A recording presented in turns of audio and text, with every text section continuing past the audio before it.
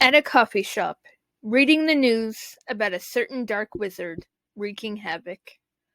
Harry thinks he could be normal for one slight moment, only for Dumbledore to take him to an unknown place. Introducing Horace Slughorn. Who is Slughorn, you ask? The one who could tell us who the Half-Blood Prince is. Let's review, or else we too could break the unbreakable vow.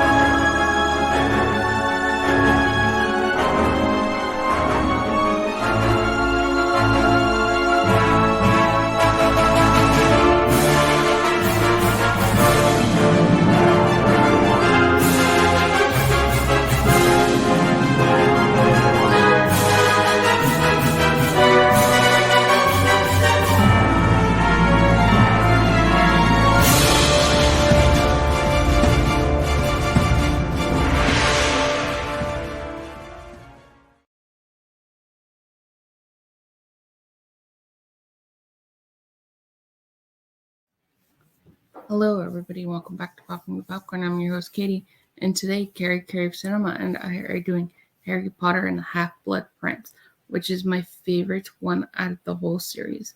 The reason why this is one of my favorite out of the whole series is because we find out who one of my favorite characters is actually. So, in this movie, we find out who Severus Snape is, really. And you get to find out why he's such a complex character in this movie. And he does a great job in this movie. But also you get to see all the fun other Harry Potter characters as well in this movie. And so let's get into what Harry Potter and the Half-Blood Prince is about. So Harry Potter and the Half-Blood Prince is about Lord Voldemort tightens his grip on the Wizarding and Muggle worlds. His Death Eater kidnaps Mr. Ollivander and destroys London's Millennium Bridge with Lucius Malfoy.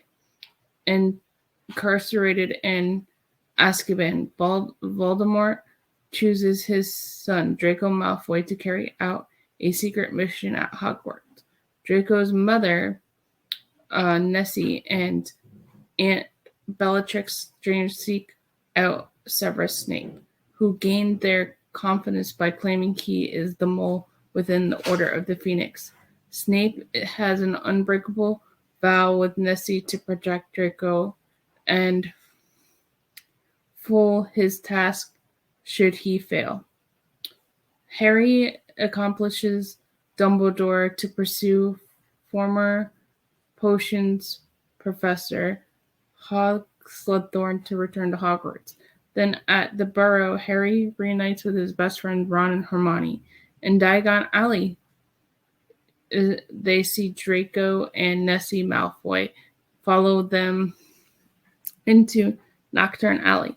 The pair meet the Death Eaters, including the werewolf, Finicky Greatback, at the Box and Brennan. Harry believes Draco is now a Death Eater, but Ron and Hermione are speculating. On the Hogwarts Express, Harry sneaks into the Slytherin carriage wearing his invisibility cloak to spy on Malfoy. Malfoy notices Pettiferes Harry, leaving him on the train. Luna Lovegood finds him and counters and deactivates Draco's spell. Harry discovers that his used potion textbooks is filled with helpful notes, and spells added by the Half-Blood Prince using it. And so eventually we find out who the Half-Blood Prince is, and we go from there. At Hogwarts, Dumbledore asks Harry to retrieve Slughorn's memory, and Harry goes into this like mirror-like looking thing, and it shows like what people are thinking, and you kind of just like take it and you take like a piece of something like out of your ear or something. It's something weird. But this movie is darker than the other ones. Like I said, it becomes darker and darker because Deathly Hallows is really dark as well. That's the next installment, but there's 2 versions of the Deathly Hallows because the book was so large that they had to break it down. But Harry Potter and the Half-Blood Prince, we also find out what the Horcruxes are as well in this movie. We find out what Voldemort's actual motive is in this movie. We find out who Snape really is in this movie and why he was doing what he was doing for Harry to protect Harry. And we find out all this kinds of stuff. And this is a really interesting movie. This one is my favorite out of the whole series, just because Snape's one of my favorite characters and we find out who he is. I'm not going to go into detail about it just because people might not have read the books or seen the movies. But I do really love this movie. It's one of my favorites. And then here goes some fun facts on Harry Potter and the Half-Blood Prince.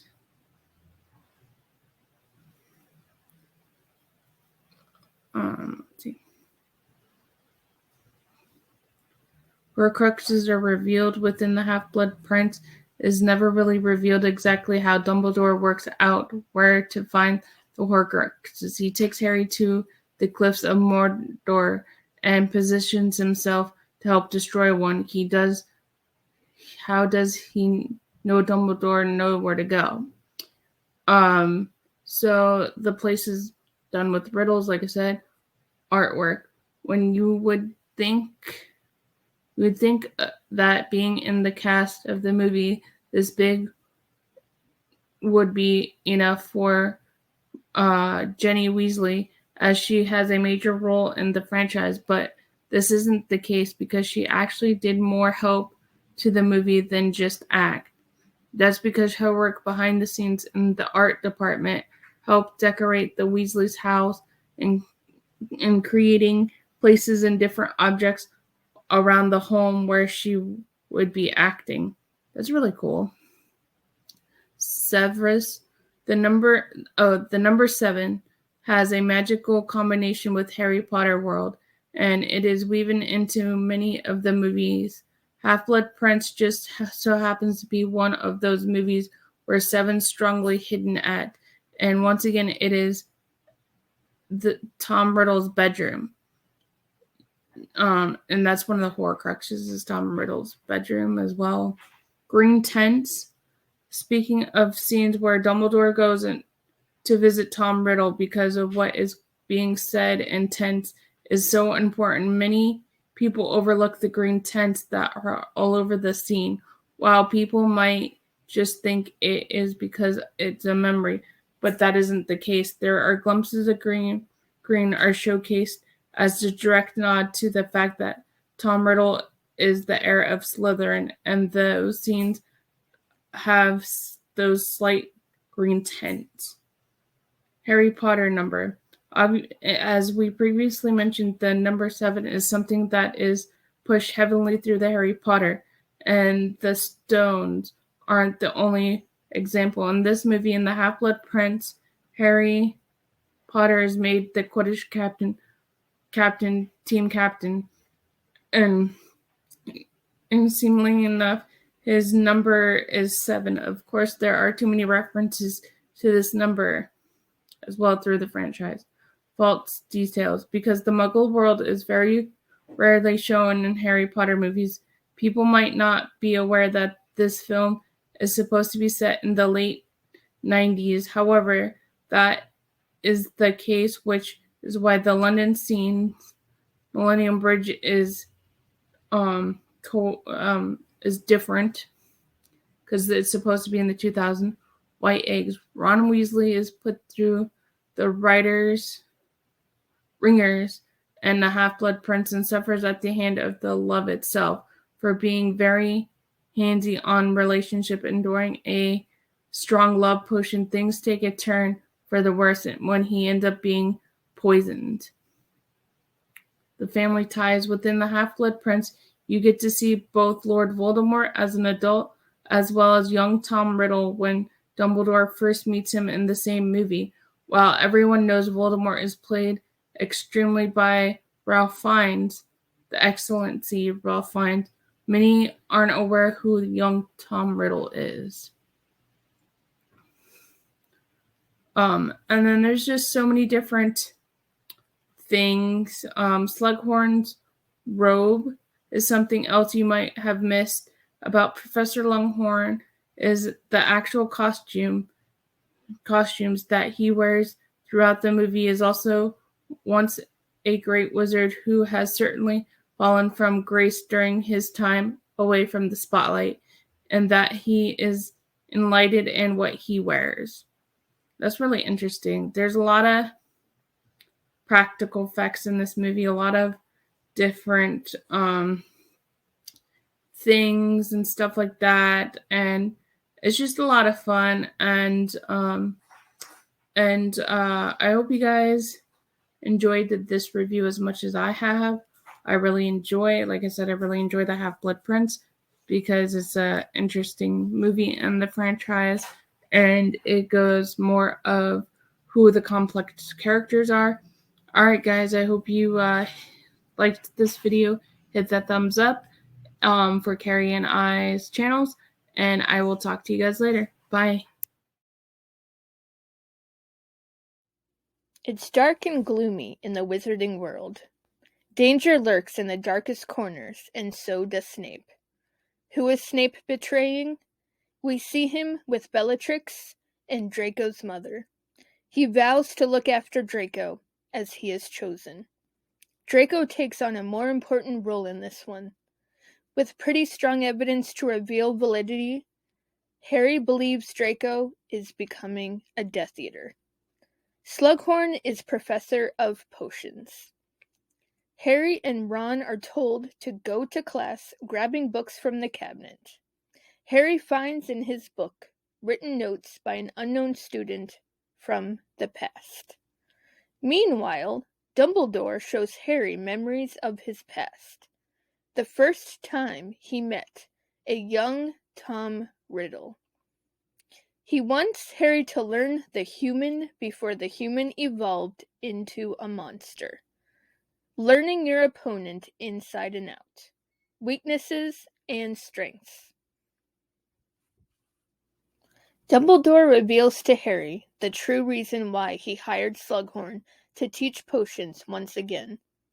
For Harry to get closer to him, to obtain a memory about Tom Riddle that is of grave importance.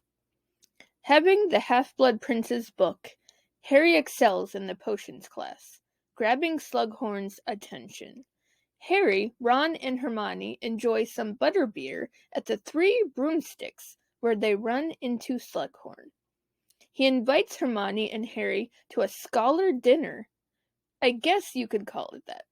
Harry tries to get closer to Slughorn, but he resumes to be distant. We also learn some true feelings in this one. Hermione sees Ron with Lavender, and Harry sees Ginny with Dean. Hermione is devastated when she sees Lavender kiss Ron. Harry realizes his attraction towards Ginny when Ron oddly brings it to the surface when they talk about her skin? I don't know.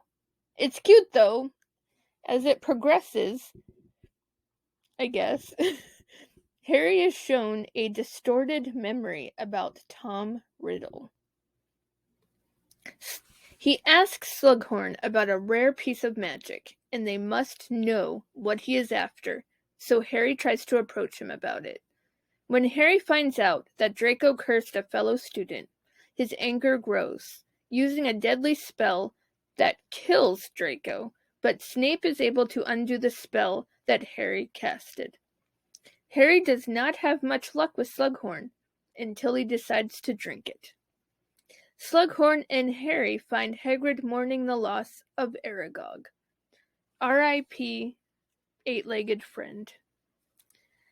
Slughorn and Hagrid drink themselves to an oblivion.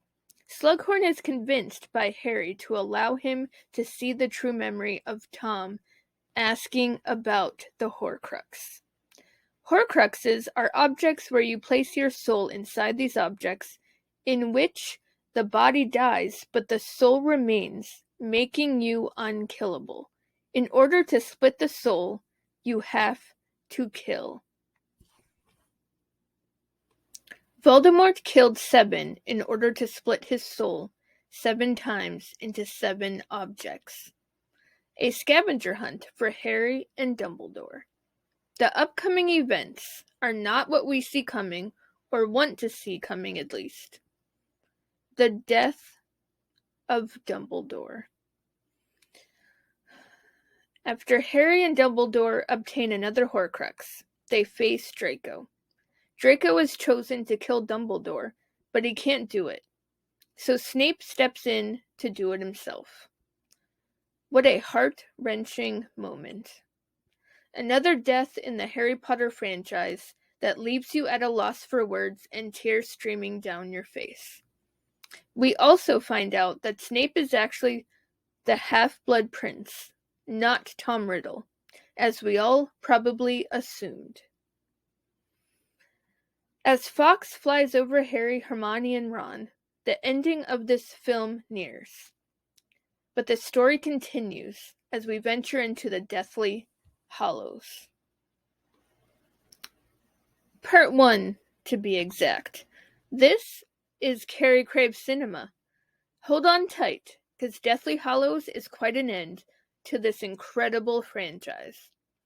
Will Harry defeat Voldemort once and for all? You'll see in Part 2. But first, we must get through Part 1. It's not going to be easy. Trust me.